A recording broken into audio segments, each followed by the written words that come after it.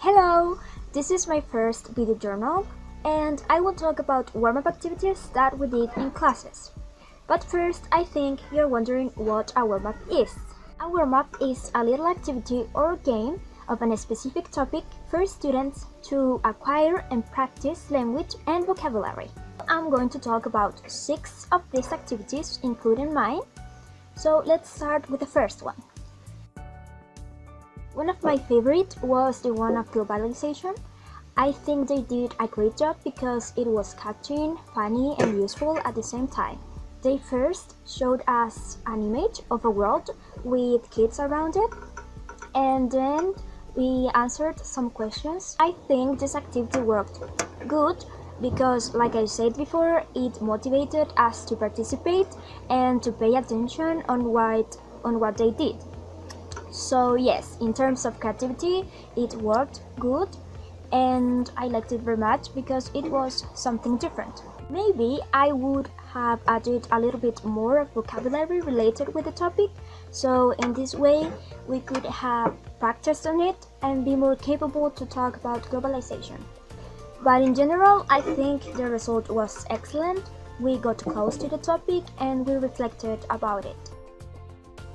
In terms of what they did in the activity itself, I think it was very interesting.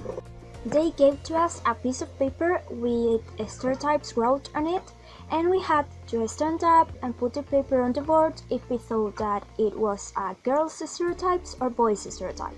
Then they made us some questions. So, the fact of put on the board these papers makes me realize 2 things.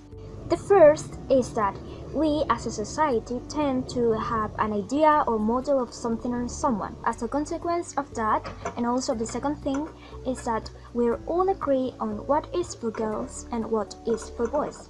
And I think this is horrible and we have to change that thought right now. So I liked their activity because they made me realize on that. But the only problem that they had, it was that at the beginning nobody answered their questions, and I know it wasn't their fault, it was our fault, because we have to be more considerate with people who is presenting, and this is another thing that I learned that day. We have to respect them. In this activity, they put a lot of little things on the table related to celebrations, and we had to guess what was the topic about. When I saw those things, I thought it was really clever to relate celebrations with consumerism, because in most of the celebrations, we just buy and buy and buy things, and we don't appreciate the meaning of the celebration itself, we just consume things. But we learned that we're all consumers because there are things that we need to survive, and at that moment we are consuming. And also that we tend to relate consumerism in a bad way, but I think that at the end, the negative part is the abuse to buy unnecessary things. In this activity, they started with a little game of guess the sounds of famous brands, and then they gave us the definition of advertising and explained the difference with propaganda.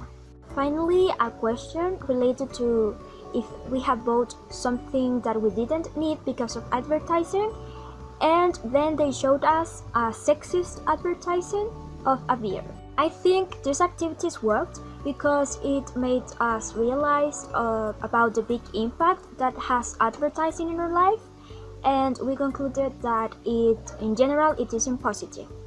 But if I had been them, I would have done the game a little bit longer because, at least for me, I wanted more.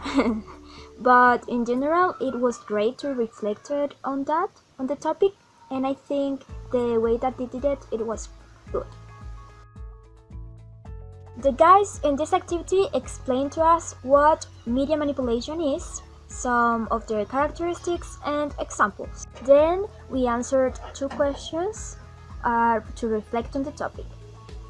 Personally, I think warm-ups doesn't have to be like a presentation, and instead of that, I think an activity or a game is better. So the thing that was missing was exactly that, and the warm-up became in a presentation, and we just participated at the end with their questions. For me, it didn't work perfectly in terms of activity time, but we could reflect on the topic, and it made me realize that we are not informed of what happens because most of the time media hide us a lot of things. So I would have done more games or activities instead of just informed us about the topic. My warm-up activity was about discrimination. We first asked for their personal definition, and then we did an activity of match the concepts with their meanings. After that, some questions, and finally a short video. We decided to start our activity asking for their definition because we wanted to introduce our topic talking about their opinions and what they thought. It wasn't that difficult to create the activity because the main idea was that they could reflect on the topic and talk about their opinions and to develop on that. I was a little bit nervous at the beginning because maybe they were not going to answer our questions, but they had a good participation, so at the end I was very relaxed. In conclusion, I think these little activities are very useful because, in my opinion, as a teacher, you cannot just start the class, giving information, giving the content without say the topic. Because have a class with just the teacher explaining things, explaining the content is boring. So I think it's better to have little activities at the beginning or in the middle to have fun. Because I think the best way to learn is when you get fun. To innovate things is a work that you have to do as a teacher, and I would have liked that my teachers would have done it more. Warm-ups are techniques very interesting that teachers should introduce more in their classes. So me as a future teacher, I would like to incorporate these types of activities because I think they are great. You can get fun and learn at the same time. Now I know how not to do a boring class doing these activities, because I think the most important part of the class is when you share with your students and when you want to know what they think. That's all for today. I hope you can learn more about these activities, and that's all. Bye!